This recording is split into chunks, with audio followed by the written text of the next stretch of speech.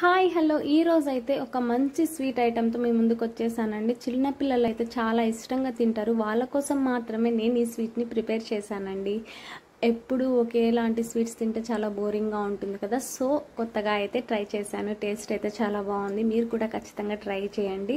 ఎవరైనా సబ్స్క్రైబ్ చేసుకొని వాళ్ళు ఉంటే మన ఛానల్ ని ఖచ్చితంగా సబ్స్క్రైబ్ చేసుకొని లైక్ చేసి షేర్ అయితే చేయండి. ఇప్పుడైతే ఎలా ప్రిపేర్ చేయాలో తెలుసుకుందాము.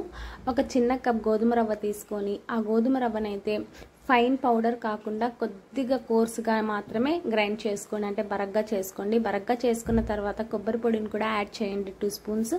రెడీమేడ్దైనా చేసుకోవచ్చు, లేకపోతే ఇంట్లో ఉంటే కొబ్బరి మాత్రం ముక్కల కింద చేసి మిక్సీ జార్లో పట్టేసైనా వేసుకోవచ్చు. తర్వాత ఒక దబర్లో కాచిన పాలు, కొన్ని వాటర్, కొద్దిగా తేనె, కొద్దిగా షుగర్ వేసి బాగా మిక్స్ చేసేసి గోధుమ రవ్వ మిశ్రమంలో అయితే కలిపేసుకోవాలండి. ఆ మిశ్రమాన్ని ఎలా కలపాలి అంటే గోధుమ పిండి బ్యాటర్ లాగా అయితే అస్సలు కలపొద్దండి, అస్సలు సరిగ్గా రాదు. కాస్త గట్టిగా అయితే కలపండి. గట్టిగా కలిపిన తర్వాత ప్యాన్కి నెయ్యి రాసేసుకొని ఇలా అయితే మందంగా వేయండి, దోశలాగా మందంగా వేసిన తర్వాత అయితే దాని మీద ఒక ప్లేట్ అయితే వేసేసేయండి. ఎందుకంటే ఆ ప్లేట్ వేయటం వల్ల ఆవిరికైతే రవ్వ అనేది ఉడుకుతుంది కాబట్టి ప్లేట్ అయితే వేసేసేయండి. ప్లేట్ వేసిన తర్వాత మనం మళ్ళీ కింద బాగా కాలిపోయి ఉంటుంది కదా అండి ఈ దోశ అనేది.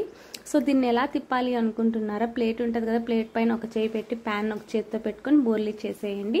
అప్పుడు ప్లేట్లోకి వచ్చేస్తుంది మనకు దోశ అనేది. ఆ దోశను మళ్ళీ ఆ ప్లేట్ నుంచి ప్యాన్ మీదకి అయితే మెల్లిగా వదలండి. వదిలిన తర్వాత రెండో వైపు కూడా బాగా కాలిపోతుంది అనమాట. అలా అయిపోయిన తర్వాత మనం షుగర్ సిరప్ అయితే రెడీ చేసుకోవాలండి. కొద్దిగా చక్కెర, కొద్దిగా వాటర్ అయితే వేసుకొని ఒక 5 మినిట్స్ దాకా కరిగేదాకా ఉంచేసి ఆ షుగర్ సిరప్ని అయితే రెడీ చేసేసుకోవాలి. రెడీ చేసుకున్న తర్వాత ఈ ప్యాన్ కేక్ మీద అయితే ఆ షుగర్ సిరప్ని అయితే మొత్తంగా వేసేసి చిన్న చిన్న పీసెస్ కింద కట్ చేసి మీ ఇంట్లో వాళ్ళందరికీ పెట్టేసేయండి. టేస్ట్ అయితే చాలా చాలా టేస్టీగా ఉంటుందండి.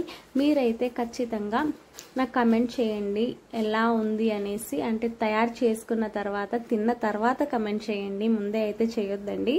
సో మీకు కనుక మా వీడియోస్ నచ్చినట్లయితే keep like, share and subscribe. Bye.